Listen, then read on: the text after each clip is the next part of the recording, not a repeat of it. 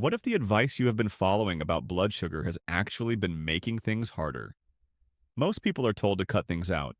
Cut the carbs, cut the sugar, cut the fruit. And while some of that has a place, the piece that almost nobody talks about is what you should be adding. Because there are specific foods that work directly on the root cause of blood sugar problems, and most people with high blood sugar have never been told about them in any real detail. Today, we are going to go through 10 of those foods one by one. Not in a surface level way, but in a way that actually explains what each one does inside your body and why it works. By the end of this video, you will understand your blood sugar better than most people who have been managing it for years. And you will have a practical plan you can start using today. Before we get into it, drop a comment below and tell me what your fasting blood sugar number looked like this week.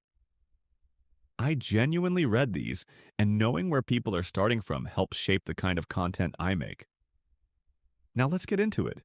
To understand why these foods work, you first need to understand what is actually going wrong in most people with high blood sugar. The issue almost always starts with a hormone called insulin. Insulin is what your body uses to move sugar from your blood into your cells, where it gets burned as energy. Think of insulin as a key and your cells as locked doors. When everything is working properly, insulin slides into the lock, the door opens, and sugar moves out of your blood and into the cell where it belongs. But after years of blood sugar spikes, poor sleep, chronic stress, and low-grade inflammation, the locks start to wear out. Insulin keeps showing up, but the doors stop opening as easily. So your body pumps out even more insulin to try to force the process, and your blood sugar stays stubbornly high anyway. This is called insulin resistance, and it is the engine behind most cases of type 2 diabetes and prediabetes. The 10 foods in this video each work on one or more parts of that problem. Some slow down how fast sugar enters your blood in the first place. Some cool down the inflammation that is jamming the lock. And some directly help your cells respond to insulin the way they are supposed to. When you combine several of these foods over time, the effect stacks. Let me walk you through each one. The first food is fenugreek seeds. These are small, firm, amber-colored seeds found in the spice section of most grocery stores, and they are one of the most underrated blood sugar tools available. Inside fenugreek is a soluble fiber called galactomannan. When this fiber reaches your stomach, it absorbs water and turns into a thick, slow-moving gel. That gel sits between the carbohydrates in your meal and the wall of your digestive tract, physically slowing down how fast sugar gets absorbed. Instead of a flood of glucose hitting your bloodstream all at once, it trickles in gradually and your blood sugar stays much more stable. Fenugreek also contains a natural compound that supports insulin release from the pancreas and helps muscle cells take up glucose more efficiently. The most practical way to use it is to soak a teaspoon of the whole seeds in a glass of water overnight. Then drink the water and eat the softened seeds in the morning before breakfast. If the slightly bitter flavor is too strong, you can grind the seeds into a fine powder and stir half a teaspoon into yogurt or eggs. Start with a small amount because this fiber is powerful and your digestive system needs a few days to adjust. The second food is cinnamon, but the type you buy matters more than most people realize. The cinnamon sitting in most kitchen cabinets is called cassia cinnamon, and while it smells wonderful, it contains a compound that can be hard on your liver when used in large amounts every single day. The kind you want for regular blood sugar support is Ceylon cinnamon, sometimes called true cinnamon. It is lighter in color, milder in flavor, and safe for daily use. What makes Ceylon cinnamon effective is a group of natural plant compounds called polyphenols. These polyphenols behave in a way that mimics insulin, helping your cells respond to glucose more efficiently and slowing down how quickly your stomach empties after a meal. When your stomach empties more slowly, the sugar from your food enters your blood in a steadier stream rather than a sharp wave. A quarter to half a teaspoon of Ceylon cinnamon stirred into your morning coffee, oatmeal, or a smoothie is enough to make a difference over time. The key is to have it alongside a meal that contains carbohydrates, because that is exactly when you want it working. The third food is broccoli sprouts, and this is the one that surprises most people the most. Not regular broccoli, which is genuinely healthy, but the tiny 3-day-old sprouts that you can find in the produce section, or grow in a jar on your kitchen counter. The reason the sprouts matter so much more than the full vegetable is a compound called sulforaphane. Broccoli sprouts contain many times more sulforaphane than a fully grown head of broccoli, and sulforaphane does something the other foods on this list do not focus on as directly. It works specifically on your liver. Your liver makes glucose while you sleep, which is a normal process, but in people with insulin resistance, the liver tends to overproduce it. This is why many people wake up with a fasting blood sugar that seems higher than it should be after a full night without eating. Sulforaphane helps signal the liver to dial back that overnight glucose production, which can bring morning fasting numbers down in a meaningful way. A small handful of raw broccoli sprouts added to a salad, sandwich, or wrap most days is all it takes. Avoid cooking them at high heat because it destroys the active compound. Raw or very lightly warmed is the way to go. The fourth food is avocado, and if you have been avoiding it because of the calories or the fat content, this is the moment to reconsider. The fat inside an avocado is primarily monounsaturated fat, the same kind found in olive oil, and it is one of the most beneficial fats for blood sugar management. Here is the mechanism. When you eat a meal that contains carbohydrates alongside healthy fat and fiber, the fat slows the entire digestive process down. The carbohydrates break down more slowly, and the glucose enters your blood at a gentler, more manageable pace. Avocado provides both the fat and a meaningful amount of fiber in a single food, which makes it unusually effective at softening the blood sugar impact of whatever you eat alongside it. Over time, monounsaturated fat also improves how sensitive your cells are to insulin, meaning they start responding better to the insulin your body is already producing. Half an avocado added to breakfast is one of the simplest and most consistent changes people notice a difference from. Put it alongside eggs, spread it on whole grain toast, or slice it into a salad that has some starch in it. Anywhere you have a carbohydrate, avocado helps manage the response. The fifth food is chia seeds. These tiny seeds are one of the richest sources of soluble fiber you can find, and like fenugreek, they form a thick gel when they come into contact with liquid. You have probably seen this happen if you have ever made chia pudding. That same gelling action takes place in your digestive tract, wrapping around carbohydrates and dramatically slowing their absorption. The result is a much gentler rise in blood sugar after meals, without the sharp spike and the energy crash that follows it. Chia seeds also provide plant-based omega-3 fats, which help reduce the chronic low-grade inflammation that sits at the root of insulin resistance. 1 to 2 tablespoons a day added to yogurt, stirred into water with some lemon, or blended into a smoothie is a practical and easy amount to work with. Let them sit in liquid for at least 10 minutes before consuming so they have a chance to swell, and drink plenty of water alongside because the fiber absorbs a lot of it. The sixth food is fatty fish, specifically salmon, mackerel, and sardines. This one does not work by slowing digestion. It works on the deeper problem that caused insulin resistance to develop in the first place.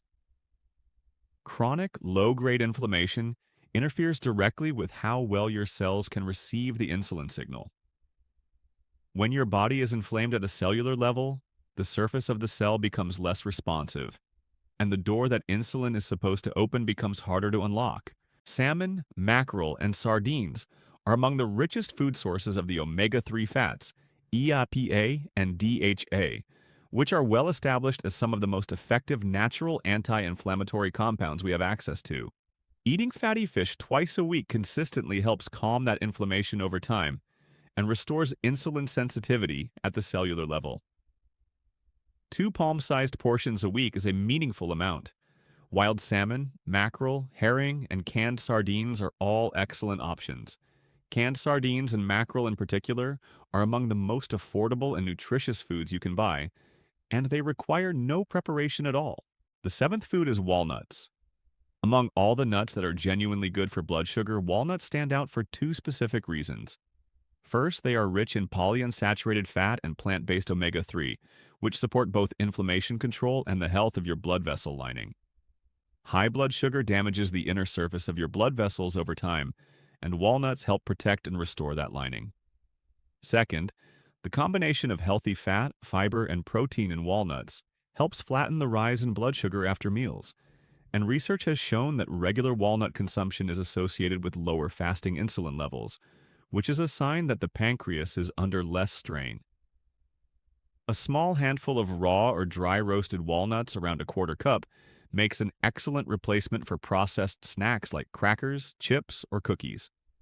The goal is to substitute rather than add because the benefit comes from replacing a blood sugar spike with something that keeps glucose stable. The eighth food is whole eggs, and this means the yolk included.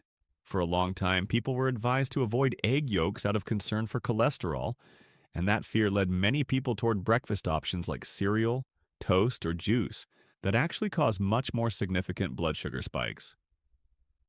A whole egg contains almost no carbohydrate, so on its own it has very little impact on blood sugar. But what makes eggs particularly valuable is something called the second meal effect. When you start your morning with protein and fat rather than refined carbohydrates, you stabilize your blood sugar not just at breakfast but through the entire morning. You arrive at lunch with calmer numbers and a smaller response to whatever you eat next. Practically speaking, 2 or 3 eggs in the morning in place of cereal or toast is one of the single fastest and most noticeable changes people report when they start managing blood sugar through food. Scrambled, boiled, or cooked into an omelet with some vegetables, paired with that avocado we talked about earlier, and you have built one of the most blood sugar-friendly breakfasts possible. The ninth food is apple cider vinegar. This is the one on this list with the most immediate and visible effect for people who track their numbers with a glucose meter. The active compound in apple cider vinegar is acetic acid, and it works in 2 ways simultaneously. It slows how quickly your stomach empties after a meal, which reduces the rate at which glucose enters your blood. And it helps your muscle cells pull glucose out of your bloodstream and use it for energy more efficiently. The research supporting this is solid. Studies consistently show that taking a tablespoon of apple cider vinegar, diluted in a full glass of water before a carbohydrate-containing meal, produces a noticeably smaller blood sugar spike afterward. The important word is diluted. Never drink it straight because the acid is harsh on your tooth enamel and the lining of your throat. Always mix it well with a full glass of water and drink it 10 to 15 minutes before eating. And if you are already taking medication for blood sugar, please check with your doctor before adding vinegar regularly because the combination can lower your levels more than expected. The 10th food is lentils, and this one makes an important point on its own. Lentils are a carbohydrate, and they actively help bring blood sugar down. That might sound like a contradiction, but it is not, and understanding why helps explain the whole philosophy behind this video. Lentils are built from a type of carbohydrate called resistant starch, wrapped in soluble fiber and paired with a solid amount of plant protein. Resistant starch is digested very slowly, and some of it bypasses digestion in the small intestine entirely, feeding beneficial gut bacteria instead. The combination of resistant starch, fiber, and protein means that the glucose in lentils enters your bloodstream so gradually that it barely registers as a spike. Lentils also carry the second meal effect, meaning a bowl of lentil soup at lunch contributes to more stable blood sugar several hours later at dinner. Swapping white rice, white potato, or white bread for lentils, even a few times a week, is one of the most reliable dietary changes for improving average blood sugar over time. Half a cup to a full cup of cooked lentils in a soup, stew, or cold salad with olive oil and a splash of apple cider vinegar is a genuinely satisfying meal that does real work for your blood sugar. Here is the picture when you step back and look at all 10 together. Fenugreek, cinnamon, chia, and lentils slow the glucose down. Fatty fish, walnuts, and chia cool the inflammation that is blocking the insulin signal. Broccoli sprouts address the overnight liver problem. Apple cider vinegar and cinnamon help the insulin receptor respond. Avocado and eggs stabilize your entire morning and reduce how hard your body has to work at every subsequent meal. None of these foods requires you to starve yourself or cut out entire food groups. They work by giving your body the tools it has been missing. One important note before you move forward. If you are currently taking insulin or any blood sugar medication, adding several of these foods at once can lower your glucose levels faster than your current dose accounts for. That is actually a good thing, but it needs to be managed carefully with your doctor's awareness. Bring this list to your next appointment and ask them to monitor your numbers as you add these foods in over the next few weeks. The goal is for your body to do more of the work on its own, which may mean your medication needs to be adjusted downward over time. That process should always involve your healthcare provider. Start tonight if you can. Tomorrow morning, swap whatever you normally eat for breakfast for 2 or 3 eggs and half an avocado. This evening, soak a teaspoon of fenugreek seeds in a glass of water. Pick up Ceylon cinnamon on your next grocery run. Add a tablespoon of apple cider vinegar to a glass of water before your biggest meal tomorrow. And this week, try replacing white rice once with lentils and put fatty fish on the menu twice. These are small, stackable changes. You do not need to do all 10 perfectly from day one. Add them gradually and let them build on each other, because that is exactly how the real, lasting change happens.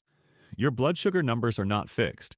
They are responding to the signals your food is sending your body, meal after meal, day after day. Change the signals and the numbers follow. That is not a promise of a miracle. It is just how the biology works. And the sooner you start sending the right signals, the sooner your body starts responding.